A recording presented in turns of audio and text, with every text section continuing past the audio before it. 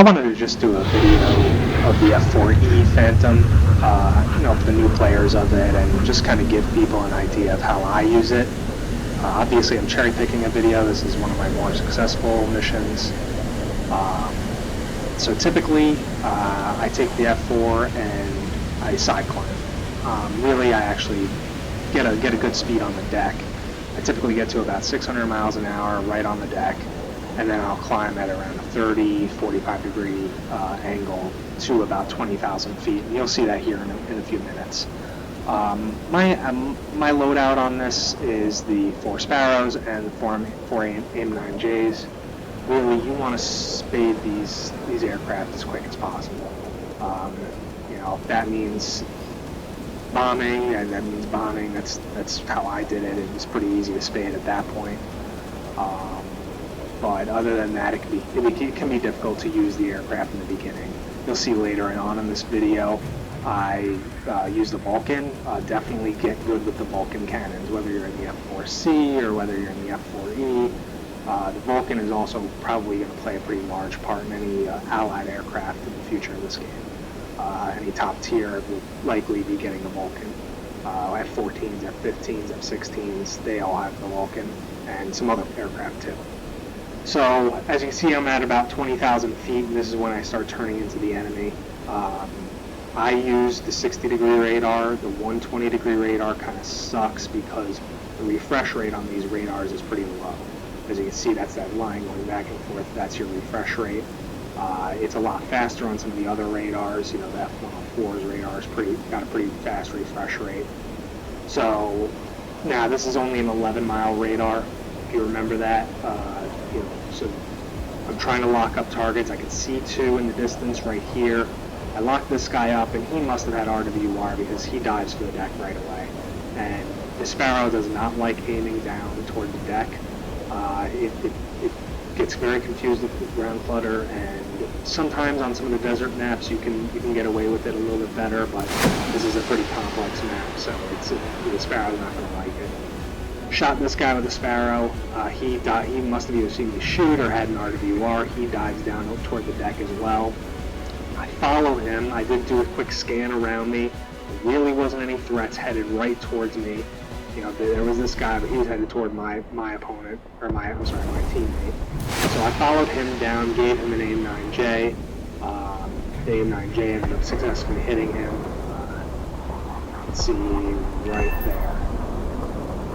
So, I might have turned into him a little bit more than I should have and lost a little too much energy. At this point now, I'm trying to reset my position.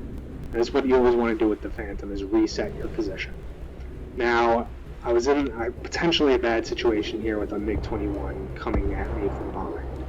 Really nothing I can do in this situation but run away. If this had been a MiG-21 BIS, I would be in trouble, because a MiG-21 BIS will reel in that 4 on the deck. So, I think it's an SMT, so he luckily pulls off. Now, typically I wait till they're about 4.5 miles from me before I turn back in. Gives me enough room to hit him up with a Sparrow if they decide to keep committing on me. But he doesn't. He's pulling far away, so I'm going to go forward with the reset. And this is what you're always doing in the Phantom. You're always going to be getting into the battle, getting out of the battle, getting into the battle, getting out of the battle. And it helps. It's going to be the way the Phantom is played, really, even in the future. Even if it's facing F-14s, no matter what. Phantoms are always a boom and zoom plane. They're played. You'll see the same methodology really being used if the F-15 ever comes in the game. It'll probably be doing the same thing as the Phantom.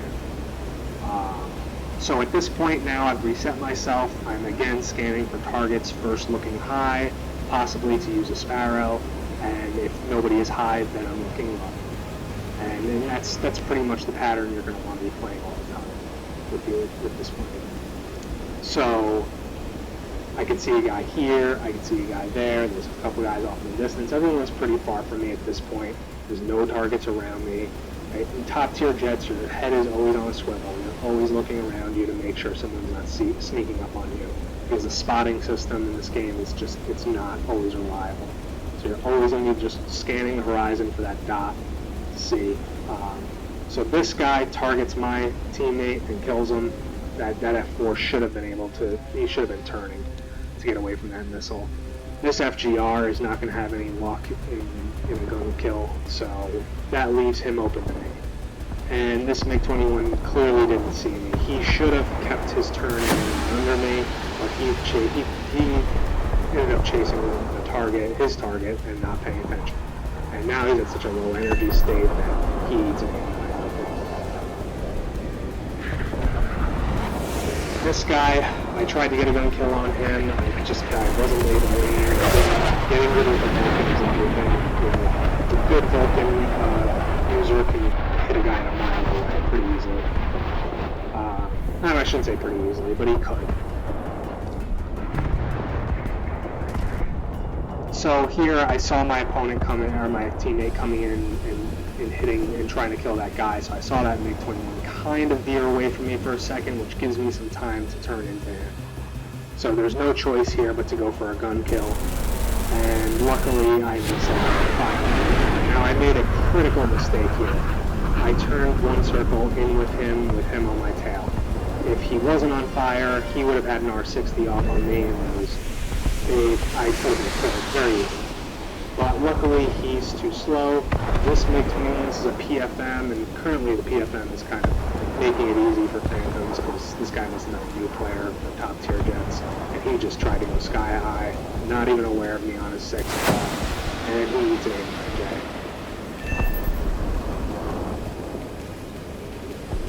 So now there's two players left that are, or two opponents left, I should say.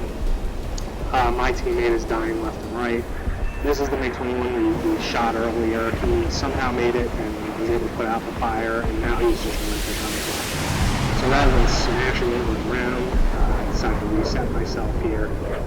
So he's clearly too injured to turn into me, and I'm able to turn into him. Now maybe I made a mistake here. I wasn't really paying attention to how many players there were left. I actually thought this was the last guy, so I had him even in 9J. I probably could have gotten away with just a gun kill for him. So at this point I realized there is another player left. Now no,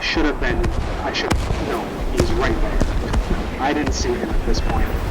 So I'm turning around thinking, okay, maybe he's on his runway and I can land and get a full run on it. And it isn't until a minute from here, he is actually, luckily, was spotted on just the game spotting system.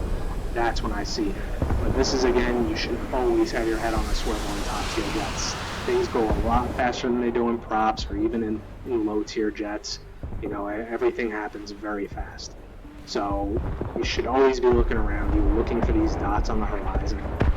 Head should always be on a swivel. You see this with real fighter pilots too. Their head is always moving. It's almost never just looking forward. So luckily he climbs up a little bit, and this is probably a mistake on his part.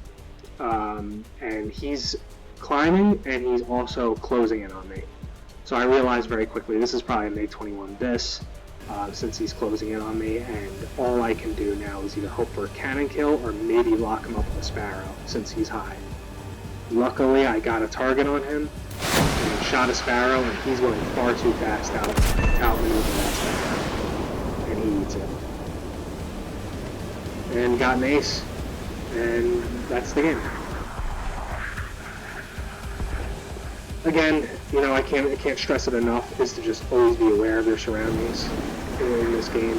Obviously, if you've been playing War Thunder for a while, you'll know that, but top tier matters even more.